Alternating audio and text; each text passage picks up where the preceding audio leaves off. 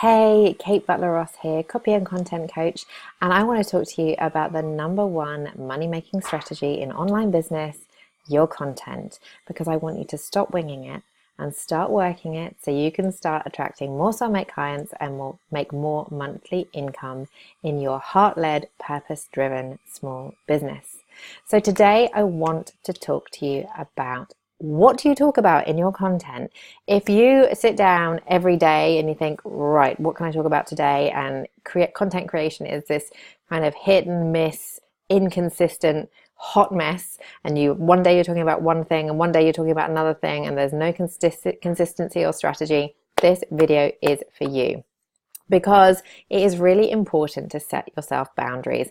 In an earlier video in which I talked about the 3 rules of content, one of them is, the third rule is to make sure that it's relevant to your audience.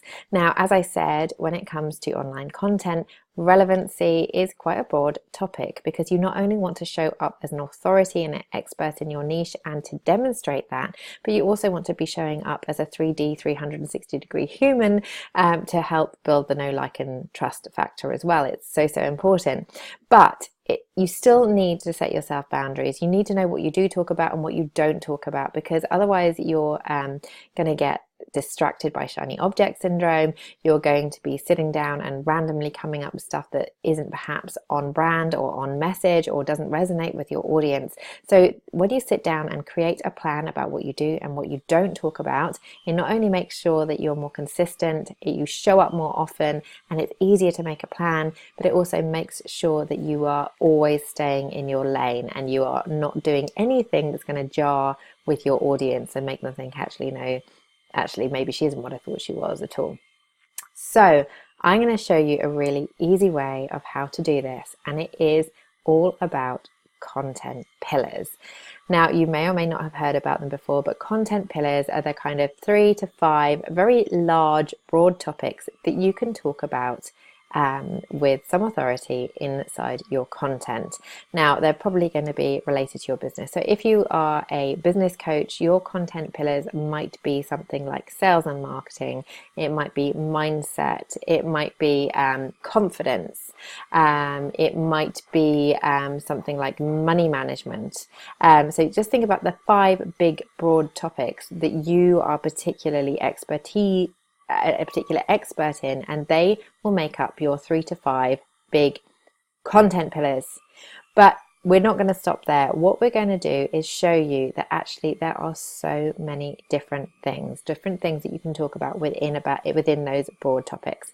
So for each of those content pillars, I then want you to break down them into 3 to 5 subcategories which come under each of those umbrellas.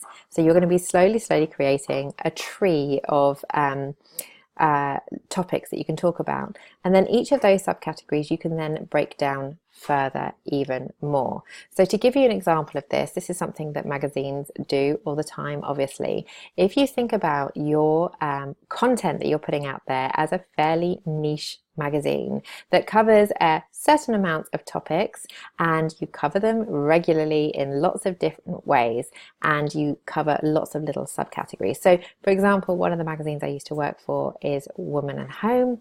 One of their kind of broader topics would have been relationships, and within that, one of the subcategories would have been relationships with romantic partners, and then a subcategory would have been like something along the lines of how to have a happy marriage, how to resolve arguments in your relationship, things like that. So this is how you can break it down into lots of different little subcategories that you can grow your content tree and make sure, and you can suddenly see that actually there's so many different things that you can talk about. But don't worry, you don't have to go too far, because there's lots of ways of repurposing and recycling each piece of that content and making it feel fresh in lots of different ways. So if, for example, let's say that you wanted to talk about money mindset, and you wanted to talk about it on a regular basis, but you wanted to make it feel fresh. Well, there are loads of different ways that you can cover the topic of money mindset in your content. You can do it by telling a personal everyday moment story of your own about how you use money mindset in your everyday life. to your advantage. Or you could use a backstory of how you used to be and the transformation that you've undergone in terms of your money mindset. You could use a case study or a testimonial of a client who's used some of your techniques on money mindset. You can use the subject to spark engagement in your social media. So you can actually ask the question, what one thing would help you make more money in your business? You know, what one money block, what do you think is your biggest money block? You can use it to spark engagement. You could do it as a kind of a how-to or a 3-step process. You know, here are 3 ways, 3 steps or 3 daily habits that you can use to improve your money mindset. There are lots and lots of different ways that you can take one topic and you can talk about the same things and repurpose it and do it in package it differently, so it feels fresh, it's new information, and you're reaching different parts of your audience who are going to resonate with different types of content.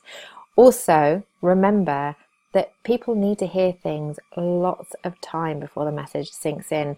People don't even mind hearing the same lesson repeated again and again and again because it reinforces it. So it's just as long as it's being repeated in a fresh way.